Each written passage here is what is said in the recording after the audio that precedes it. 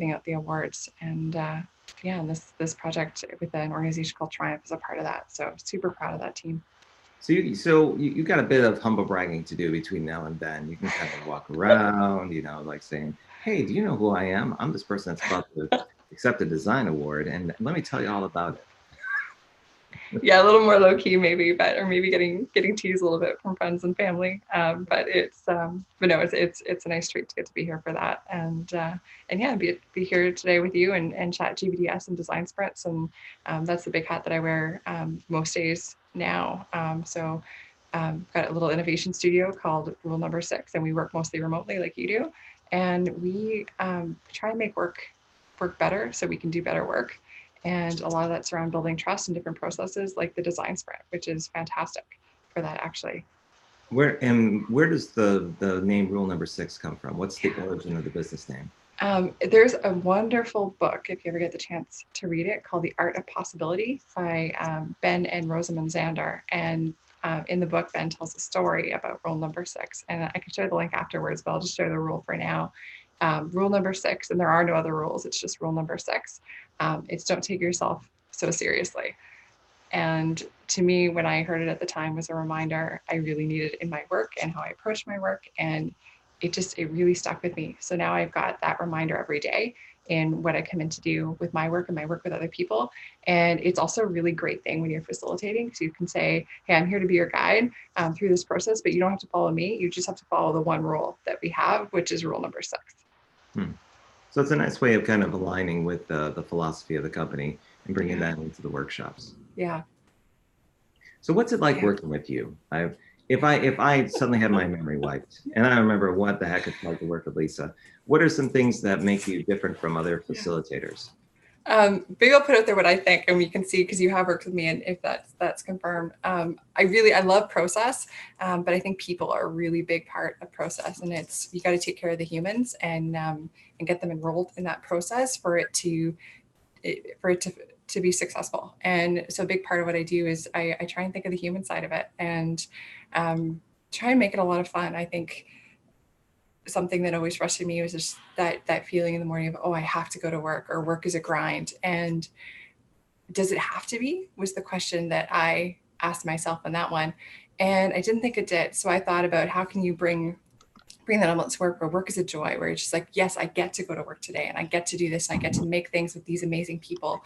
And I get to show up and bring my best ideas at work and not go to bed at night with my best ideas still in me. So that's kind of the environments that I try and create with the work that I do. And I have a lot of fun along the way with it. Yeah, if so, I bring my memory back into view. So it's now I'm remembering everything with my slight amnesia.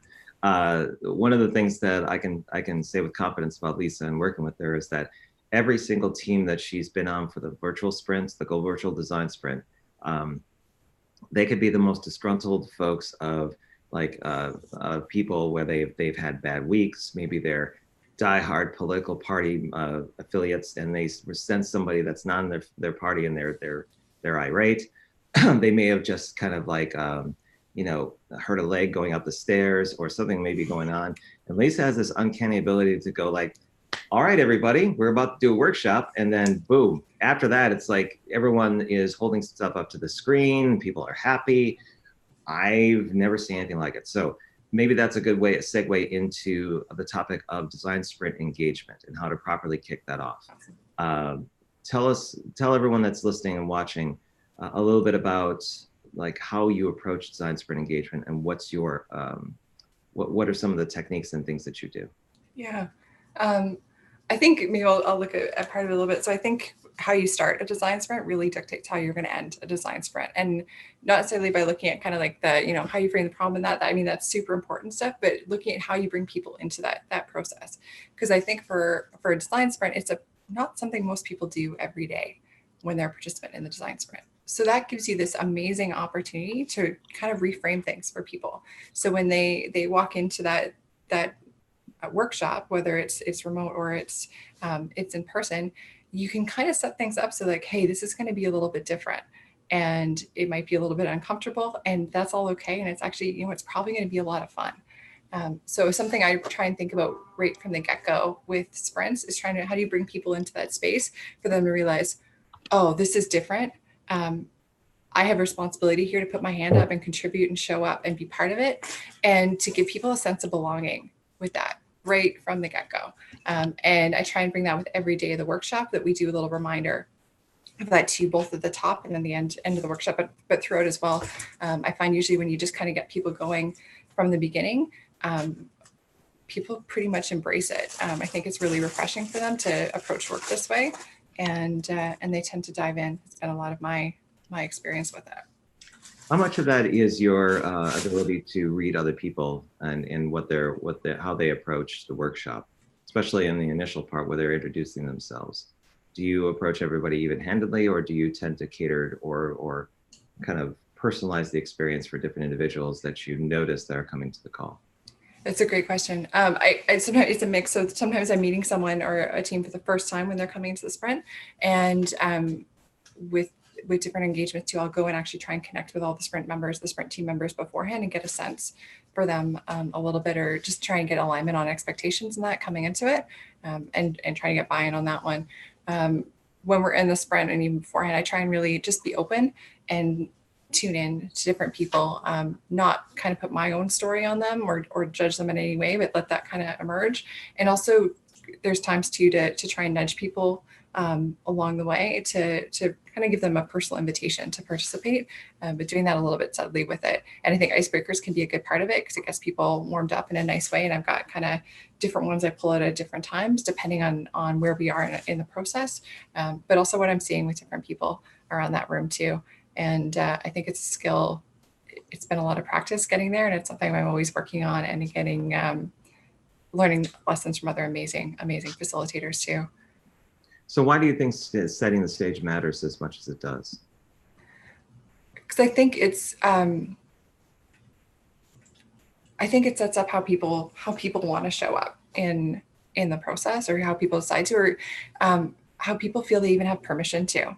I think in work structures, a lot of times there's hierarchy, or there's, even if you've got kind of a very flat organization, there's still status that comes to play.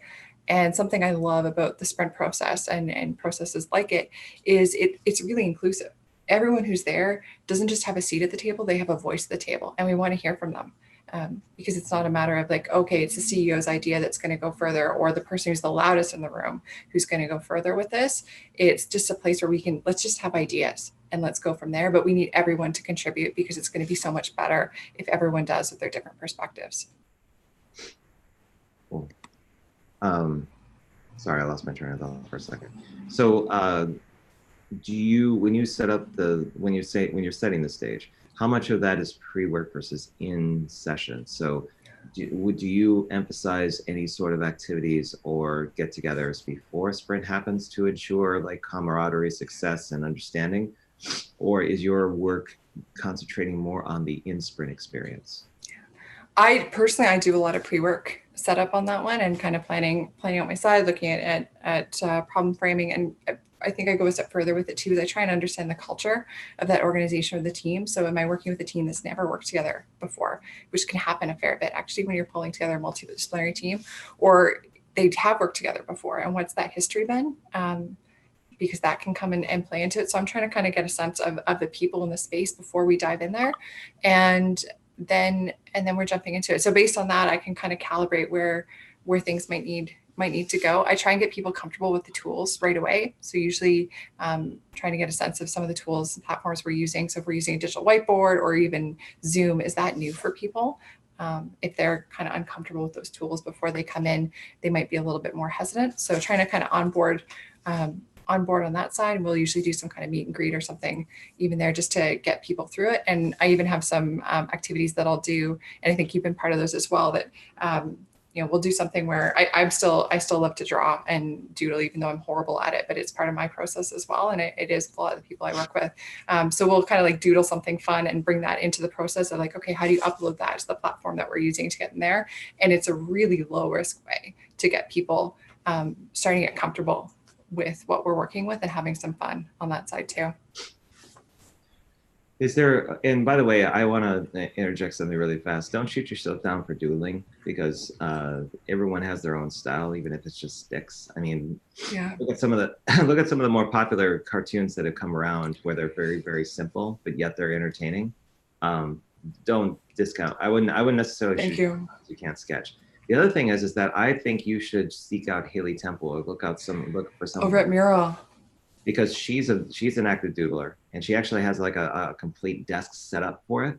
And she wrote an article about doodling, if I recall correctly. So I think it's one of those like side abilities that really helps to visual or give vision to or visuals to what you're thinking about.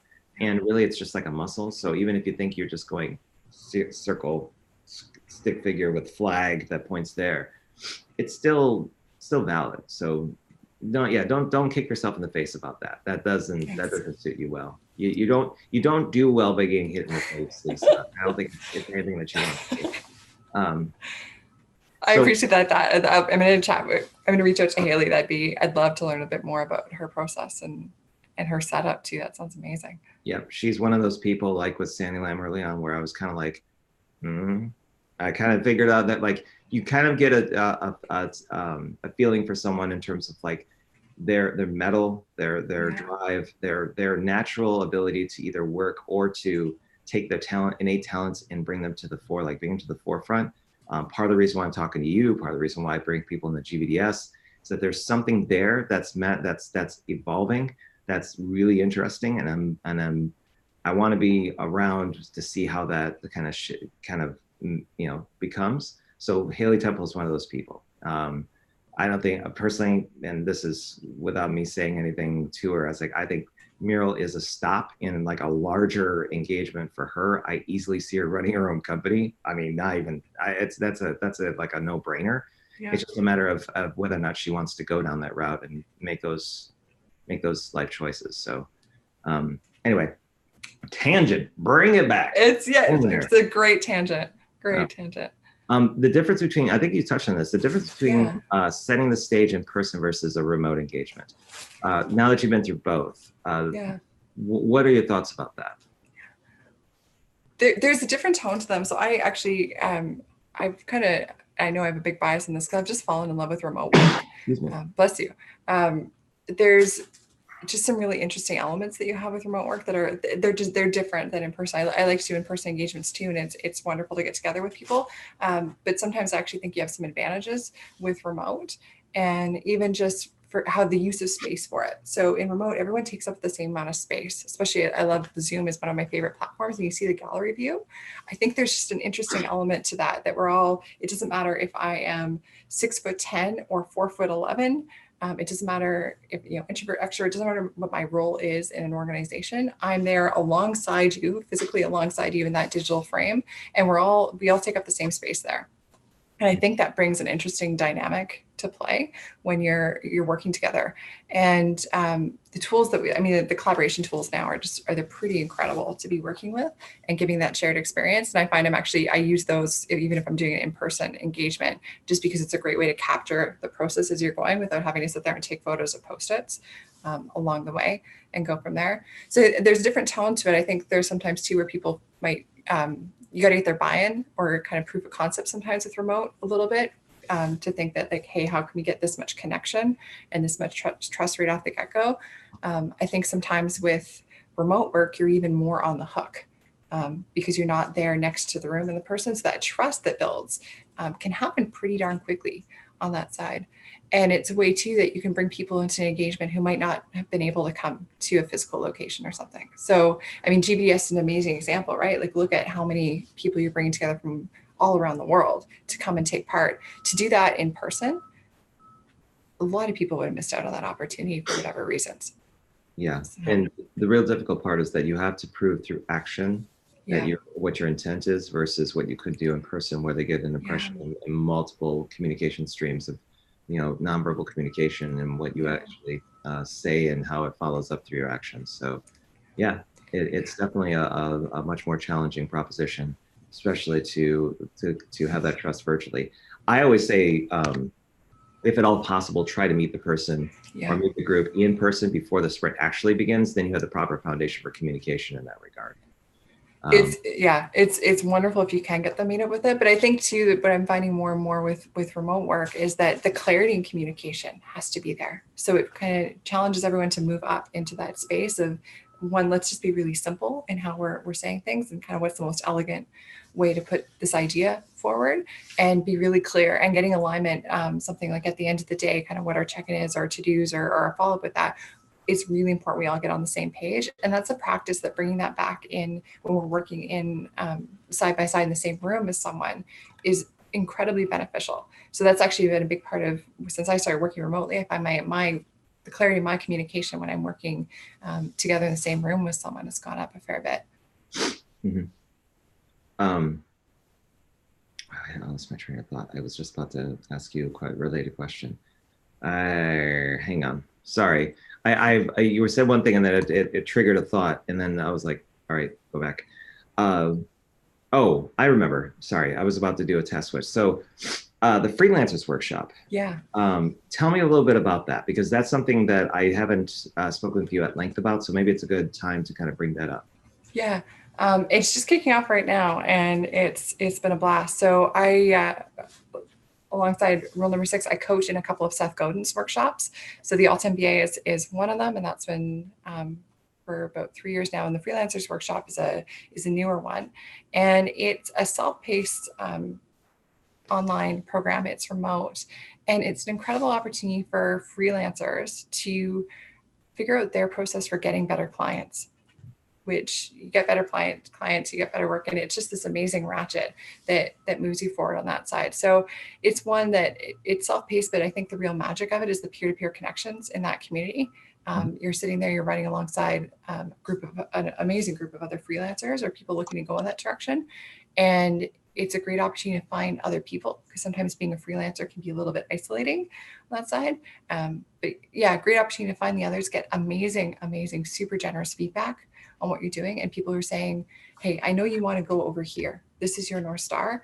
You're kind of meandering a little bit over here. How can we get you back on track to where you want to go? And they're coming at you, and they're not, they're not invested from a place of, financial or competition or anything else. They're just coming in and giving you that feedback because they really care. And they want to see you go forward on that journey. And then you're providing that feedback to others along the way too. It's a pretty incredible process to go through. Now, does this part of your business or this part of your work, is it separated distinctly from design sprints, or do you find the two kind of blend together a little bit? So it's something from how I approach it is different from the design sprints, but actually a lot of my work with design sprints has come from a lot of the lessons I learned in the Alt MBA. I did the Alt MBA, it was 3 years ago this fall, and then I started coaching shortly afterwards. And each time getting an opportunity to kind of go deeper into the Alt MBA process, which is also remote. And that's kind of where I fell in love with remote work, and learned a lot about how to make change happen and how to enroll people in the process to make change happen. And that was actually kind of when I went through the Alt MBA around the same time as where I started learning about design sprints as well. And it was like, oh, okay, this is interesting. And that forged my path to figure out kind of what I wanted to do. And that was actually where rule number 6 was born, was from that. Interesting. So would you find yourself later on in your career, excuse me, doing more kind of things with the freelancers workshop, kind of doing more one-on-one or individual help? I mean, where do you see your kind of career arc heading from where you are now? I love being involved in Seth's workshops and what he does there. It's such a gift, and just getting to connect with all the people. I get to work with thousands of people through that, and it's been absolutely incredible. So the more I could do with that, it would just be such an honor on that side of it, and more seeing people come into that process or just pick themselves to go through them. Seth has a tremendous amount of experience and generosity, and he's a great teacher. And I think there's a lot of great lessons to come into that for people in our space and beyond for that. So the more I can do that, that's fantastic. And I started bringing coaching into my practice as well with rule number 6. So doing coaching. So that's some of my engagements actually aren't design sprints, but it's actually coaching for teams or coaching for leaders. A lot of it around how do you build trust, or what's what's real collaboration? Like, let's not play collaboration, but what's actually some processes for collaboration that we can take forward beyond a sprint, and going from there. So that coaching element, and I've been working a little bit with a couple professionals now too, with some one-on-one coaching, which has been really great. So I'd love to have the opportunity to work that a little bit more into my practice and going. I use some processes beyond design sprints, but this is one where it's taking elements of the design sprint, but looking at what's the design marathon on that side. So we're talking like energy taking versus energy giving activities when it comes to coaching and design sprints. What particular activities do you find yourself where you really get energized by it and you're just like jazzed and you're just going at it, and then when it's done, you're kind of like, all right, it's done. Let's go have some wine or something, or let's go have a coffee, whatever it may be. What about your work? How really kind of energizes you? Yeah, that's a great question. So I think the funny thing about it is I'm actually a super introvert, which a lot of people, once they get to know me a little bit more, they realize, but maybe not when I'm showing up in a sprint and that. So it's a stretch for me, and which has been one of the reasons I wanted to get into it, was to push myself further on that side. But it's when I'm there in a sprint, I try and show up full on and be present. And it's when I'm done at the end of the day, I'm tired and I want to get some rest and have a glass of wine or a good beer and maybe a whiskey and chill out. But do you line them up or something? Like literally, okay, this is definitely for the beginning of the week. The whiskey for was that group of people that was just tough. And then this is like the remote, which I'm going to pipe up something and just watch a 2-hour movie and fall asleep to it. The tequila's for the really tough ones. I've got a special bottle just for that. And the rest, it kind of depends on the season and my mood on that one. So when the tequila comes out, does the partner basically go like, all right, I got to give Lisa her space and be like, okay? And be like, it's all right. We're good now. He comes and grabs a glass. We'll cheers. The dogs come and give me cuddles. And then we go from there. But I mean, each one comes with a lesson, which is great. But I think for me, the most energizing part for it, it's watching people kind of have those aha moments, or just to kind of be able to play with possibilities and feel like they can. And it's been amazing to me to realize how novel that feeling is for a lot of people, where they can come up and be in a space where like, oh, people want me to contribute. They want my ideas. Like there's an invitation for me to come and be part of this. And you can see how transformative that is for a lot of people and how they show up. And it's really a joy to be part of, like be a guide for that process and really give people those tools, because they can recreate it afterwards as well, or they know what that feeling is. And it might've been something they've been yearning for a long time, but they couldn't quite, describe what the taste was until they were in there. And that's a pure joy to get to be part of that and see. I love to watch other people succeed and see them thrive, and to see them have some fun doing that along the way as well. And when you can bring that type of atmosphere to a group of people where they feel like they can disconnect from their current experience, their current circumstances, and kind of feel not only safe, but they feel that this is a place of, listening, understanding, getting perspective, a different engagement than what the environment and what other people are used to them being, like their role. That's where it starts getting really interesting. And I'll fall back to the compliment I gave, where it's like, you're a natural with this. And I think that extends into your coaching. So, it's neither here or there, but I think it's something that really stands out in terms of your ability to kind of bring a group of people, even disparate group of people together. Thank you. I know that whenever I post something or you post something and I see the occasional comment, I'll see someone that posts like #superstar or something else. You have this fan base of what you do that I think is slowly growing to the point where it's going to be like, oh yeah, it's Lisa. All right, is she in town? All right, we got to go see her. We got to figure out what's up. So if you're listening on YouTube or you are on Zoom, any either one of those platforms, feel free to make liberal use of the Q&A portions and the comments. Yeah. So if you're on YouTube, make sure you leave comments. And in Zoom, you can use either Q&A or chat. It's free flowing. You can basically put what you like. But of all the guests I've had so far, this is somebody you definitely want to ask questions to, because Lisa gives very thoughtful answers, as you already seen, and I think she'll entertain most anything you throw at her. I'm open. I'm not quite at like the Jake Knapp answers, but Jake Knapp has this thing where he either looks at his eyebrows or he'll kind of, now these days he's kind of pushing his hand up into his I think it face. was fun. Not sure. And then it just takes him a moment to figure out what he's going to say. So he's super thoughtful, and he's just super, super generous with this community, and it's just amazing to see this all kick off from the Sprint book, which was a very long ago. So yeah. Yeah, it's been wild. It's to think that one individual has had so much sway over even my career arc. When you think about it, that book had never been written. You and I would never be talking, and I would still probably be in enterprise UX. And that thought terrifies me. So I've got to ask you then. So like, what was the moment for you where you were just like, I need to leave? Hang on 1 second. So the moment basically was where I had a meeting in November with someone that was very high up in the company. And they basically said, "Oh, love what you're doing. We can't keep you. And here's why." And then I knew it was like, okay, kind of have to go a different route. Well, let me ask you this. When did you know that rule number 6 was something you had to do? So when I was doing the Alt MBA, I had this seed planted in me, and just kind of, once you see things, you can't unsee them. And so it was this noise in my head that just kind of kept growing louder and louder. But to be honest, I was terrified to go and jump on your own. That security of a salary and benefits, and knowing you've got work the next day to do. It was, and I was at a pretty high point in my career at that time too. So it was people thought I was crazy to leave. So I had to kind of work through that, but the noise just kept getting louder and louder and louder. And I was thinking about, the person I want to become. If I keep doing what I'm doing every day, I'm never going to become her. Mm-hmm. And that just was grating on me from a place of integrity. I'd wake up in the morning and I just had this feeling in the pit of my stomach, because I knew I was doing really amazing work for a really amazing organization.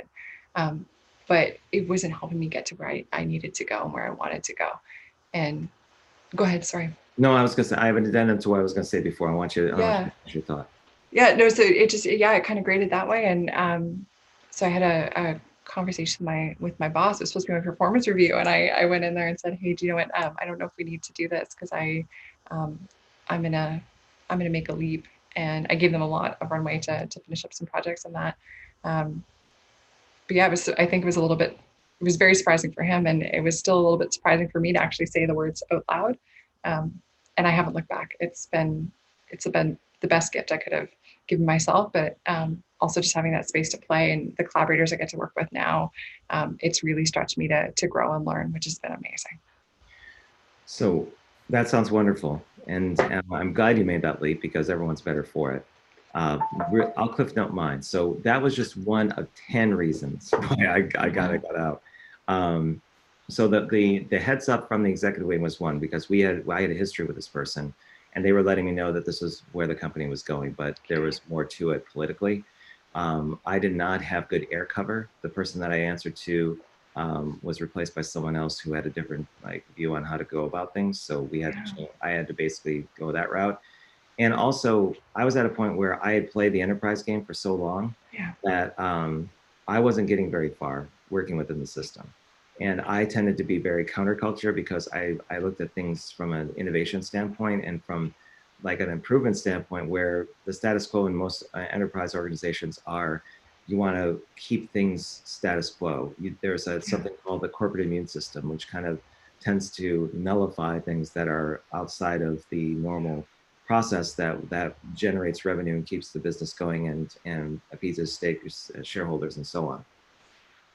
Then the other dimension of it is that I thought UX was in trouble. There was all of this goodwill with UX, it stemmed from usability and user-centered design and all these other tenets. And there was more and more voices I started listening to around where UX never really got anywhere. There's institutionalization of it.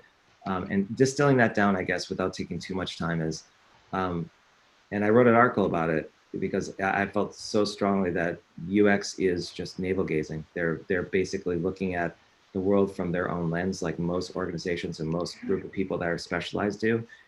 And I saw a lot of people flooding to UX because that's where the money was.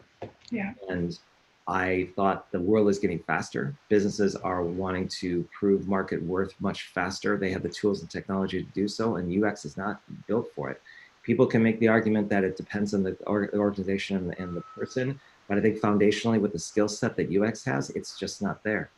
It's something where you have to fundamentally change and recast the engagement of the customer with the company in a way that's more like all scoping, customer service, sales, strategy. I mean, UX doesn't talk to any of those usually in an organization unless it's really small. And I couldn't do it. If I was going to stake a claim into doing something related to design sprints and really put my 2 cents on it and put my name behind it, I had to get out of the system. And I could have easily just shut up and just took the job and managed 15, 20 people and trade time for money and find myself at 55 when eventually I had to go for whatever reason, politically or otherwise, and I have to deal with the ramifications of being someone older in the workplace. So I thought I might as well like put out what I think I can do now rather than later. It was pretty much the chance I had to take. It's amazing. What were you scared when you started?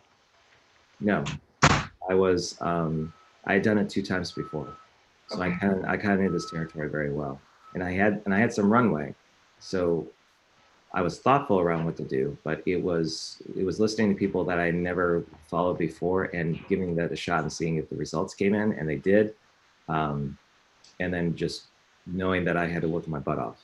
I mean, that's pretty much all it is. It's just which you have so much grit to jump in and do and be so prolific and along the way as well. Like you have this gift as an impresario. I keep calling you that because you're just the most masterful impresario I know. That you're a convener. You bring people along the way and you bring them in and you bring them up. You give them opportunities to learn out loud and forums. You create amazing things like the GVDS to learn out loud, but the podcast as well, your writings, all that side of it. It's been amazing for anyone wanting to jump in.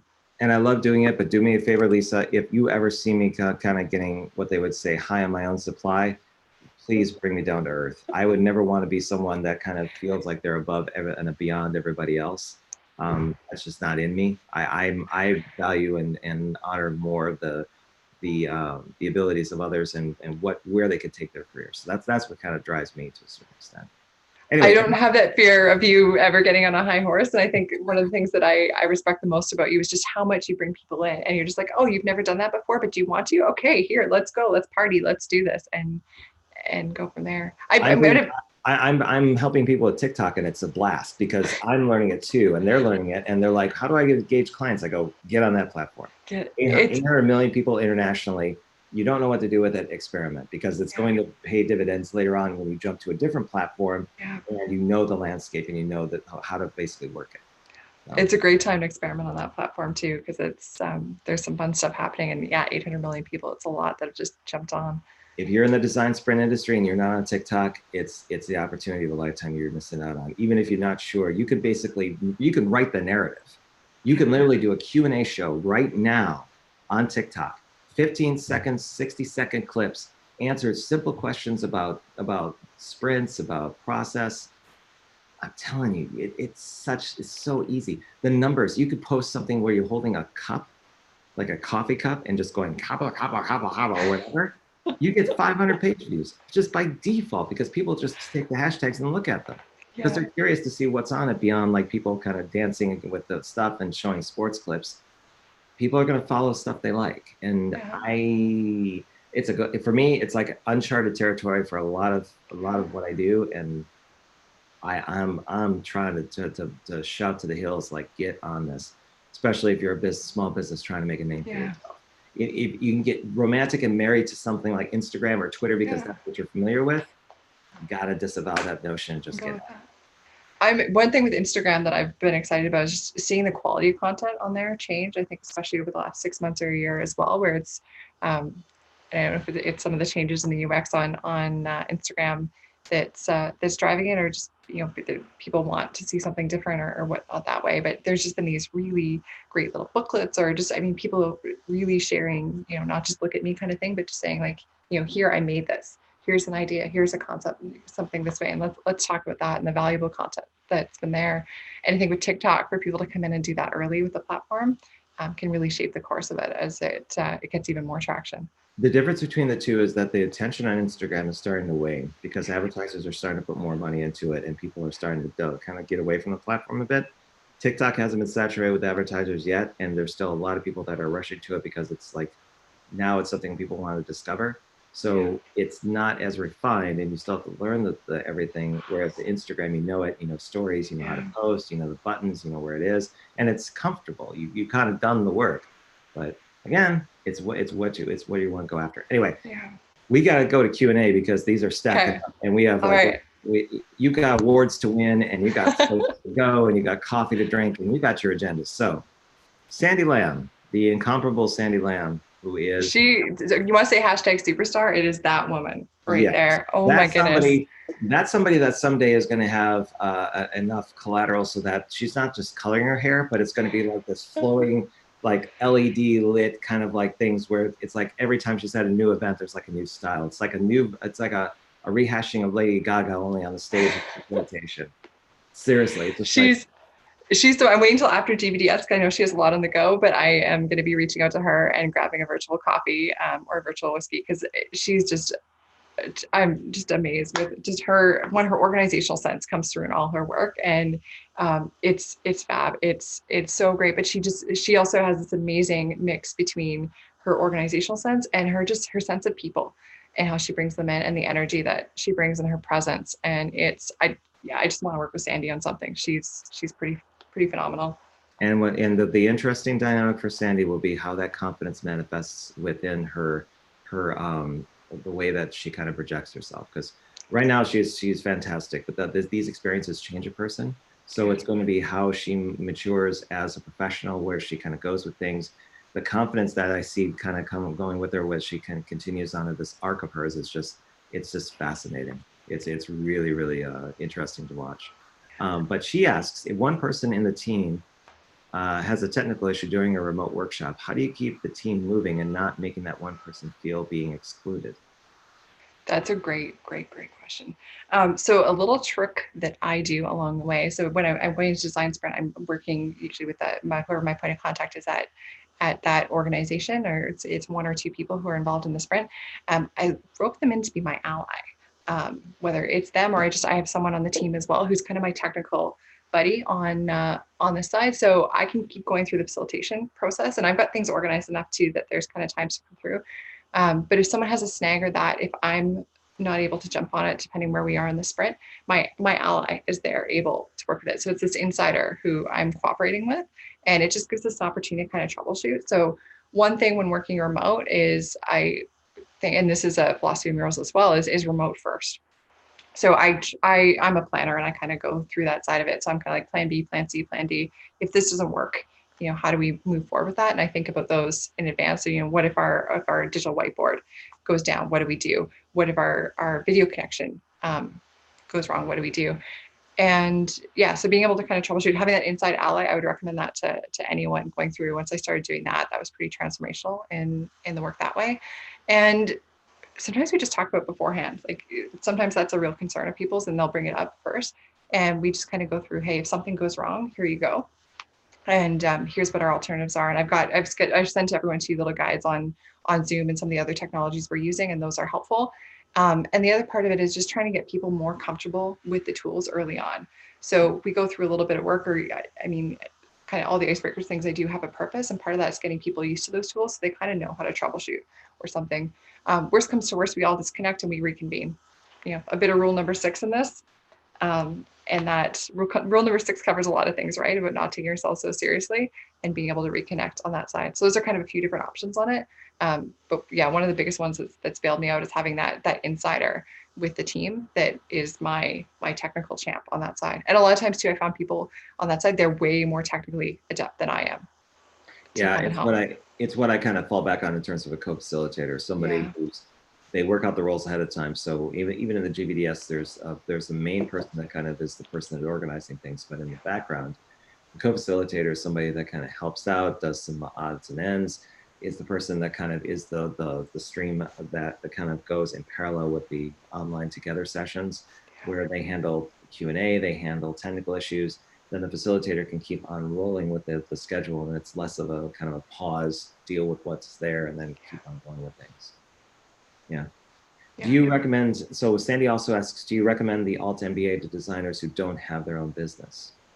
Yeah, absolutely. Even the freelancers workshop, I think I think in some ways we're all freelancers in a certain way. As we're sitting there trying to, we're always kind of selling what our work is or selling ourselves in the best ways to bring people and trying to enroll them and positioning that way. So either or, I think at the Alt MBA, whether you're a freelancer or you're working in an organization, I think you'll get a way deeper understanding of how organizations work, whether you're trying to work alongside them as a freelancer engaging or you're embedded in them, and how to make change happen in that place, how decisions get made, how to actually make decisions and go through that. And I think it's one of the best ways to actually practice and develop the skills of leadership. And a lot of those things we call soft skills. I don't think they're soft skills. I think they're some of the most important skills that we could have in bringing work together, connecting with other people, and empowering other people along the way to bring them along some kind of journey of change or design or art. I 100% agree with that sentiment. Then next we have Abel Rasmanagas. Abel, he's fantastic. I was watching Abel. I was watching your session. If you're watching this, and it was such a treat. Yeah, he's got an amazing social following. Every time I post everything about it, it's like all of a sudden all of these people from the Philippines just kind of gather around. It's like, hey, Abel does something. Hey, blah, blah, blah. And I'm like, where did all these people come from? But it's yeah, I'm in the Abel Managas fan club for sure.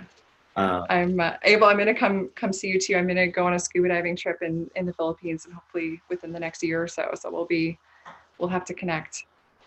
Yeah, that would be awesome. But he asks you, in remote sprints, how do you gain authority over delinquent team members?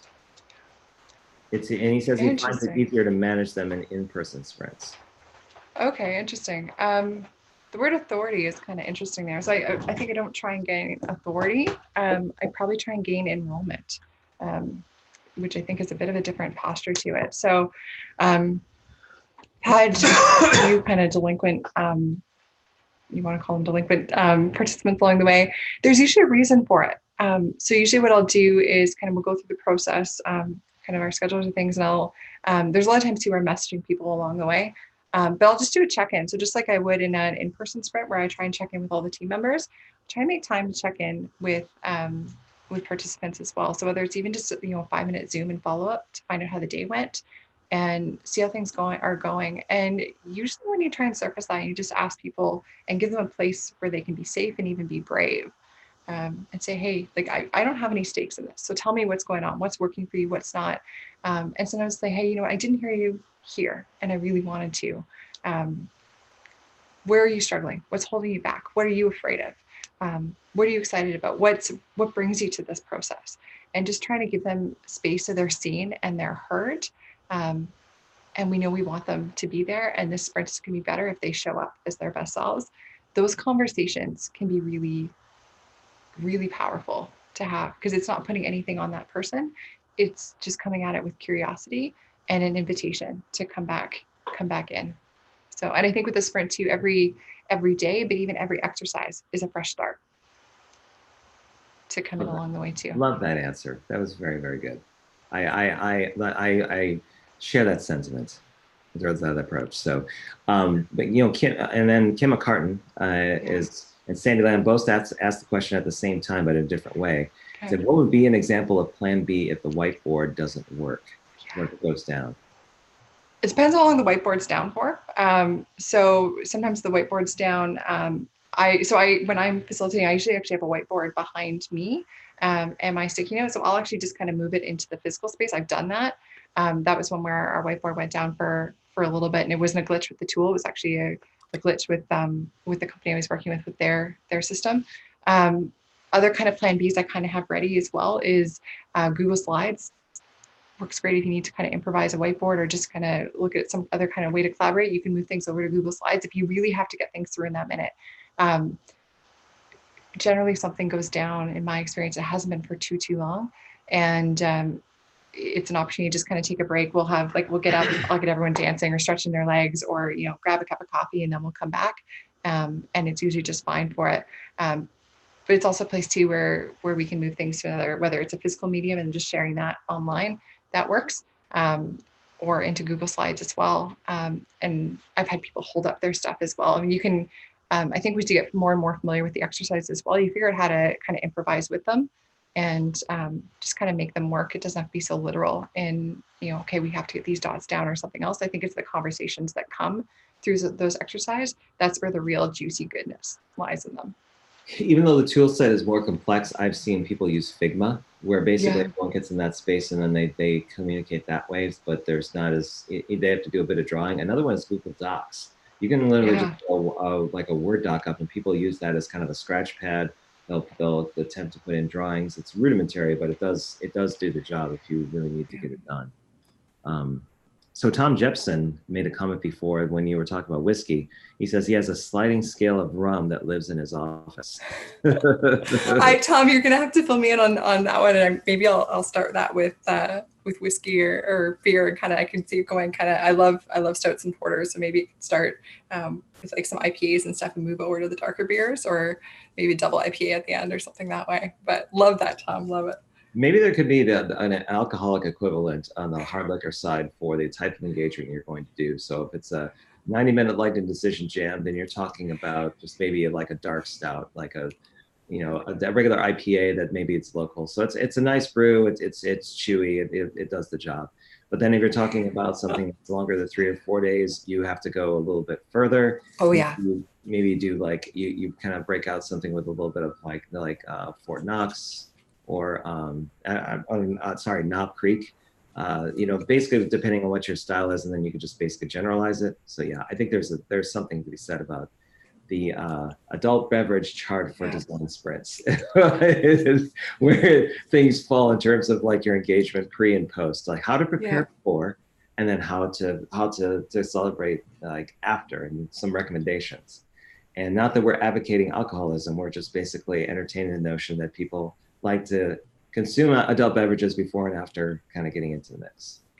And sometimes they're totally, you need them partway through the sprint too. So it's, sometimes, Well, the shot glass is right in the very beginning of the room. It's just kind of like, all right, everyone, before you do the crazy eights, you do a shot right at the minute mark. You're like, okay, now my sketches then the 7 and 8 are just, they're out there.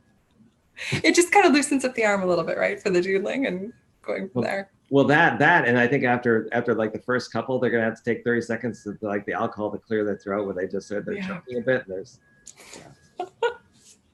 So, but Tom safety first. Yeah. You just have to basically go, okay, do a little bit of practice before you come, and then you'll be all set for the crazy eights, and we'll give you wider sheets of paper in case you can't concentrate on a small little thing.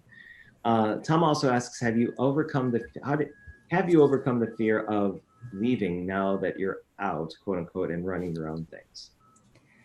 Yeah. I mean, I think my fears have changed. So I don't look back at being at this point of like, why did I leave my job and this kind of thing. I've not had a morning of that, which has been pretty great. I think my fears are, I want to help my clients out. I want to help the people I work with. And, am I doing the best I can for them with where we are now? Those are some of the things. And the challenge I put on myself too is that, am I showing up as my best self? Because that was a big part of leaving. And am I doing, every day, am I honoring that commitment with myself to do my best work and do what I can and get that out there. So fear of leaving, it faded pretty fast. The hardest thing I think is, I actually remember the moment, is I remember what it felt like in my stomach when I told my boss. Getting up to have that conversation was terrifying. But after that, I literally could feel my shoulders soften and just this lightness. And I stayed on with that organization for about 5-6 months afterwards to finish up some things, and everything just felt so much lighter. And I felt better myself because I felt like I had my integrity back in what I was doing too. If I make a comment with that, when I left, I was actively putting out snack stacks. Like I would buy like these stacks of food every Monday, like chips and nuts and fruit, Nice. energy drinks, water, and I would stack them up. And the last day I went all out. I think I spent like a gobs amount of money, and I put soap there. I put like small gifts. I bought people Amazon gift cards. I literally like did the treat that normally a company should do with somebody that's leaving. But Yeah. I wanted to say and have in my mind that I gave what I could give and try to influence and help where I could, so that I was leaving with a clean slate, and I had absolutely no regrets or feelings around like being like I controlled the narrative of how I was. Yeah. And that I think that was what was really important for me when I left. Um, I think that is a big thing too. Is that I always just I think I say this with sprints, but I say this with anything is end on an up. And I think you ended on an up with that one there. And that was something when I left, I made sure I ended on an up. And that's why I stayed on for a few months afterwards. There was a few key projects that I really wanted to finish. And one of the last things I did there is I created an employee engagement initiative too, which was a total experimental thing for them. But so I left with things that I was really proud of. And I left the team, like I knew they were in great shape and they'd be good to go. So, and I think what you did, like leaving on a clean slate, you left soap behind. You can't leave on a more clean slate than that. I think that's really generous and really thoughtful. And I think that's just the professional thing to do as well. I agree. I mean, you gotta leave. Yeah, you have to leave that impression, and you have to feel like you're making your mark, or at least like you're leaving on your own terms. That's what was important. Yeah. Sandy says, "Count me in for the GVDS Philippines scuba diving meetup." Done. Maybe we can do the first ever underwater sprint.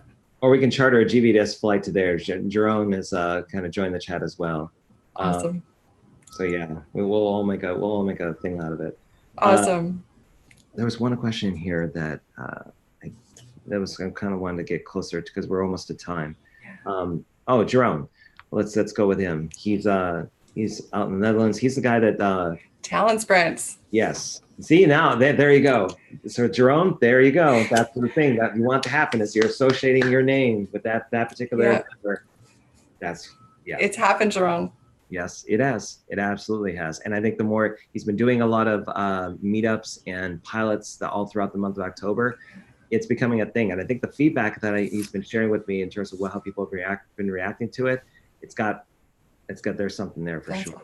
And sorry, I know I'm kind of talking through you, Robert, to people out there. I think you're pretty swamped right now with a few things, but I'd love to connect in a few weeks and hear how that's going. Because I think that's that can be such a disruptive force in a space that really needs it. And I'd love to hear more, especially with your approach for it. And it feels right. I mean, it really does. It just feels like it does. Maybe it's not what the organization of what it is today. Like it's the first version.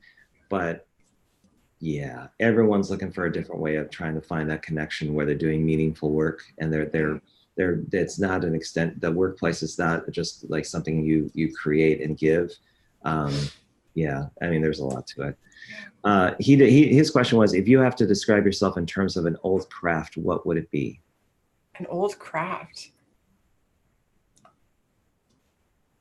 Okay, you're gonna have to answer this question too, Robert. That's a good question. I want to say the court jester. Really? That's the first thing that comes to mind. I think more, I don't know if it's an old, maybe I'm sure there was, but I think it's a tour guide. That could be it. I think in a lot of ways. See that. But I think it's, kind of, bring people on a journey and kind of guide them through it, but helping everyone kind of go at their own pace too, or making it work for them, however we need to adapt and go through so they can go through that. But it's, I work with people, and it's not my journey. It's not about me. It's about the people I'm working with, and it's about the organizations I'm working with, and figuring out where do they want to go? Because a lot of people a lot of organizations to articulate that and to declare that is a really big thing. So for us that's a lot of the work that I do, is just helping them figure out, hey, what's our North Star? What are we working to? And then to help give them, help them build a compass to get them there, and help them draw their own map. I think in terms of an old craft, I am definitely a farmer with 60 acres that has a road-facing restaurant where I only open it on Tuesdays. And based on my harvest, I'll make stuff that is so damn good that people basically make reservations 7 months in advance. I customize the menu based on what they're looking for and based on what supplies I get from the land.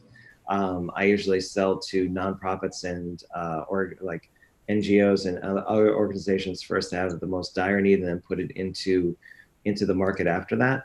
I don't go after profit. I go after people. I establish relationships. We do a lot of like island trading. Like everyone knows everyone, so I'm someone that does a lot of like goodwill commerce. That would be something I probably do. And then I would use drones for everything.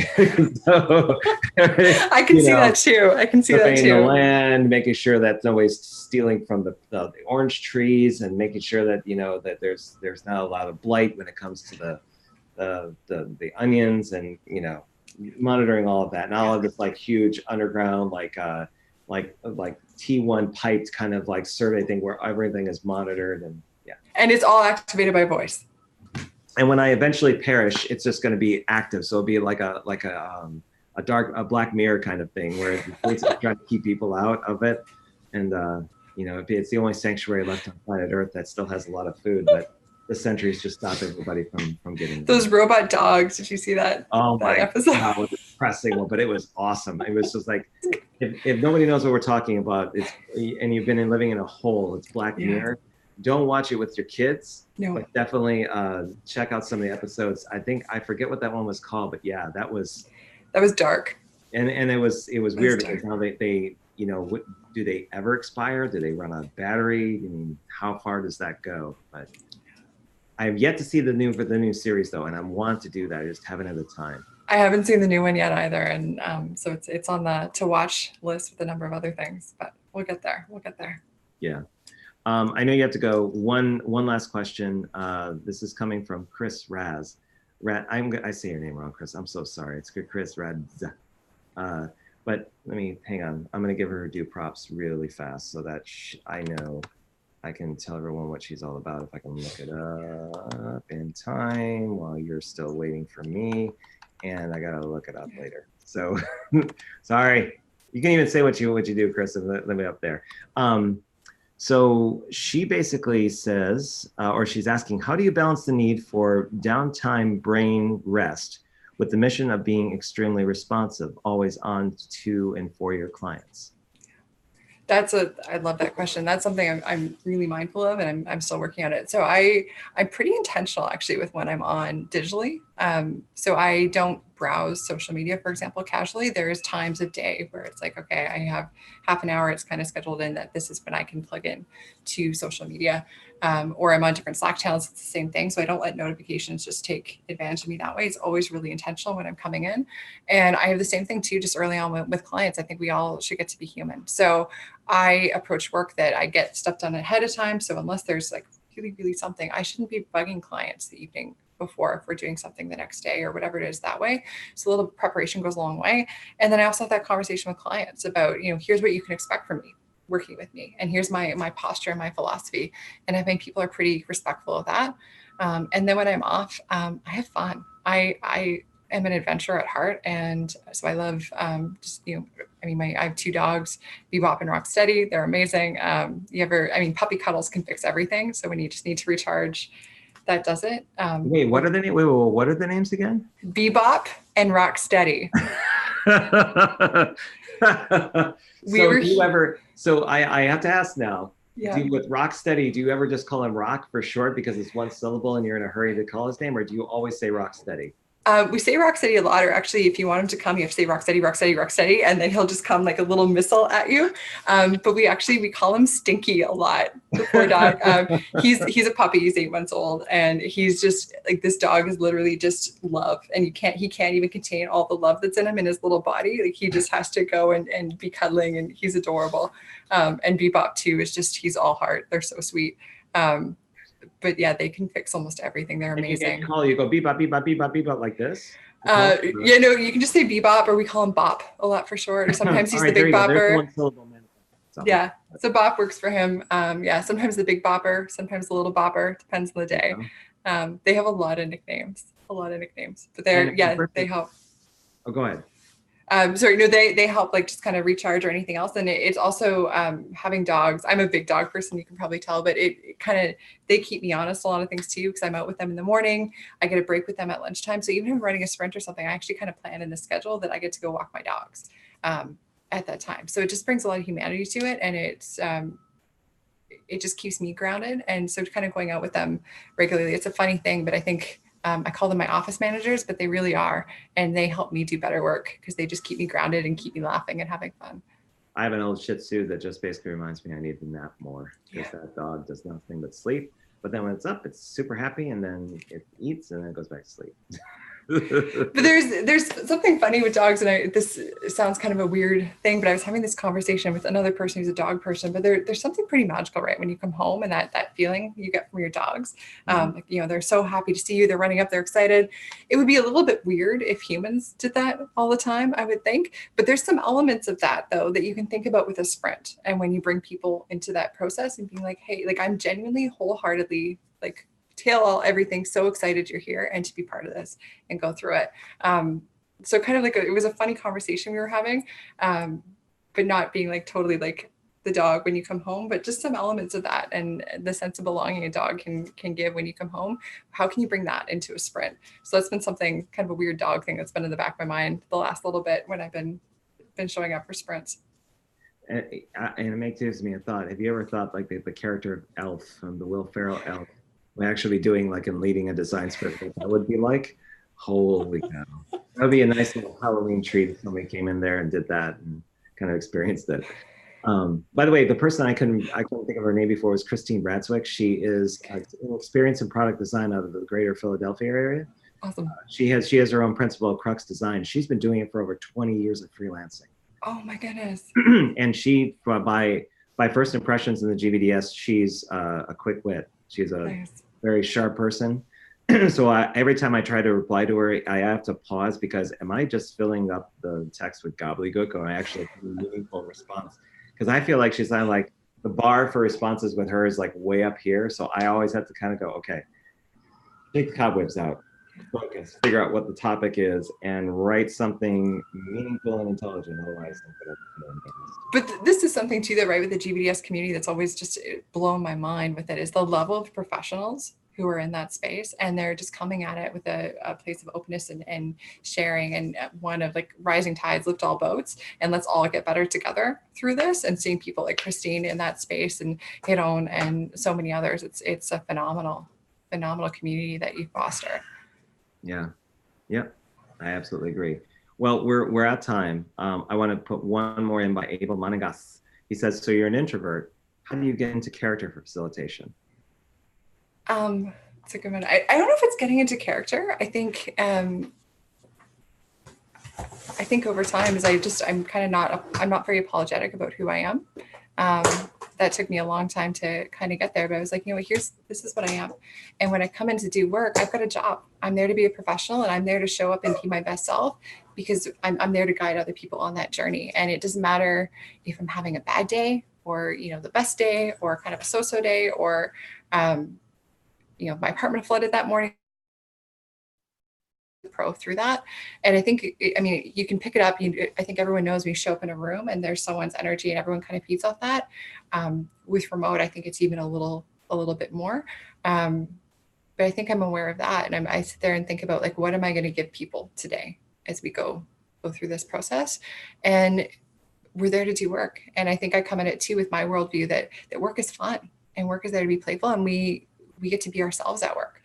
So I just come in and I get to be myself. I'm a super curious person, and design sprints are great for that, because I sit there and I say, I don't know how many times through a sprint, fascinating, tell me more. And so it's funny enough that being an introvert, I find facilitating has been a really great space to come in and actually kind of leverage some skills from or some things that introverts might have a little bit more. So I sit there and I kind of sit back and I listen more than I speak probably, but I give people a space to do that. And I find too, other introverts might pick it up. So it's usually another introvert that can kind of come to me sooner and say, oh, you're an introvert too. But it gives them a space to see that, you know, it doesn't you can contribute as an introvert in a team environment. It really depends on what the conditions you're creating. And we're all co-creating those conditions together with a sprint team. Yeah, and to further that thought too, the situation warrants how you basically engage it. So by all accounts and purposes, people can see me as an introvert because look what I'm doing. I'm staying in one house and I'm projecting out to the world, doing these sessions, doing design sprints, doing consultations. People ask me to do coffee and I'm like, can we meet online? And part of my internal thinking is like, I'm an old person. So I'm like, I don't want to go anywhere. You're not old. That, or it's just my thought that it's more efficient to do it this way. And my extrovert way more efficient. My extrovert comes out when I'm perfectly fine going to the like a design sprint conference and just basically like talking to a lamppost, like my grandmother used to say. I just love having conversations with people and finding out what they're all about. So in the same time, it really is it's kind of a switch that happens. Yeah, the way of putting it. Finally, since we're way over now, so the one comment that came through on the chat in YouTube was TMNT. So people are saying Teenage Mutant Ninja Turtles. Yeah. Like, that's the dog, where the dog names came from. Yeah. Okay. There's the two bad guys in this is like going back a long time, so someone's from my generation. But yeah, there were two bad guys. There's a warthog and a rhino, and they are Bebop and Rocksteady. So this is actually when I meet people, I can usually tell what generation they're from, just how they interpret my dog's name. So older people will identify it as the genres of music. Bebop and Rocksteady are two styles. People from my generation will say, oh yeah, TMNT, Ninja Turtles. And kind of the younger generation is like, oh, it's Cowboy Bebop, the anime series. So that's where I was going. Yeah. So it's Cowboy Bebop, and the other thing also is that Rocksteady is a sample from the Chemical Brothers. Yeah. Where basically that was one of the sets I had where I worked with them. I did DJs, work with some of their producers, and then we sampled that and several other tunes because they were highly experimental, like most people back in the day. So that's where I made that association when I saw those two names. Beyond the fact that it's fantastic that you name your dogs that, and it makes me think that I'm going to have to get a bit more creative than just calling my Shih Tzu Panda. And then the next one, I'm going to have to just like do something that would make somebody go what and kind of see what they say. Panda's pretty good. But yeah, Bebop Rocksteady, it suits them. They often make kind of casual appearances when I'm online and running a sprint. Yes. And by the way, Tom Jepson, the only album that's ever mattered by the Chemical Brothers has been the first one. The second one's okay, but I think the first one was probably the best representation of musical taste. We're getting off. Yeah, and this music conversation. You're gonna have to fill me in about that whole side of your life, because that's the first time I've heard of it, and it sounds super cool. So Cliff Noted met everyone in the R&B space, from the Tribe Called Quest to Run DMC, the Beastie Boys.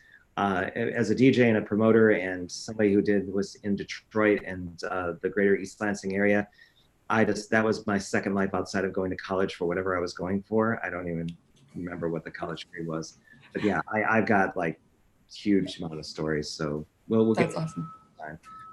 So what I do want to end with is we had talked offline about some of the ebooks that you're thinking about when it comes to design sprint facilitation, icebreakers, and so on. Let's get into that a little bit before we close. Yeah, awesome. Yeah, I've got a couple of resources that are coming out, and I'm excited about them because I've gotten good feedback on them so far, and it's just been kind of right now they're scaling into some bigger projects, but looking to get something out at least for facilitators early on, as I'm going to have an ebook coming out on kicking off a sprint. So looking at icebreakers, specifically stuff that works both remote and in person, kind of a whole library of different tools to bring in, but also the why behind it and kind of how to use some of them a bit strategically as you're going through a sprint. So I'm going to get that out for facilitators sooner.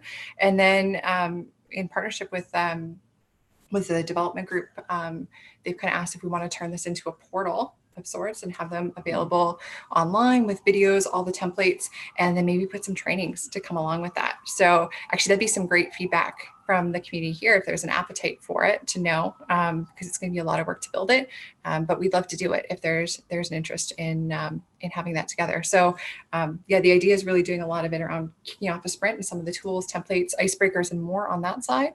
And then looking at some other resources too, with kind of some modifications of the sprint. So we did that brand sprint together. So looking at that, looking at bringing sprints more into marketing and communications exercise as well. So what would be some mods of of the design sprint process for those kind of teams, and looking at getting some resources and examples together. So yeah, any feedback from anyone on, hey, yeah, I want this, I'm interested, that would be good to know. And then we'll look at kind of what we have moving out. But to get the hands-on, going back to just kind of for facilitators, that little ebook with exercises, kind of amuse-bouche or appetizer to get started.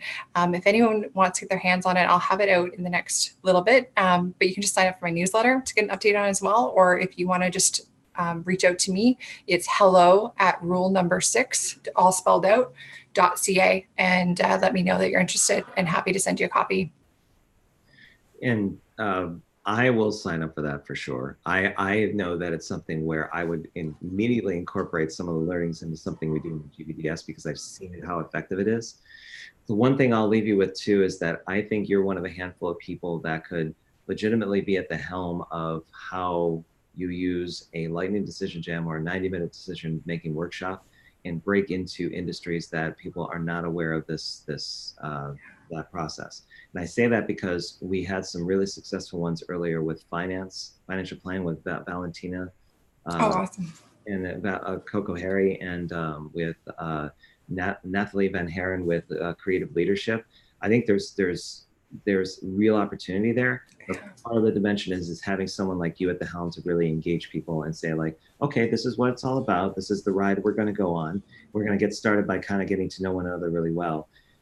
It's probably an offline conversation and I could have with you like or something, but I think it's something where there's potential with it. And I think it would align very well with some of the things you're planning on doing with Lambert 6. So we'll plan on having that conversation later.